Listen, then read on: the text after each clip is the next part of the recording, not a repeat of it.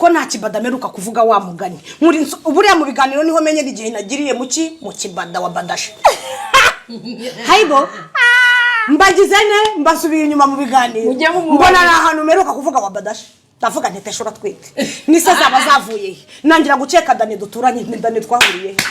ndavuga se Hamudani yaba yarogeye Hamudani se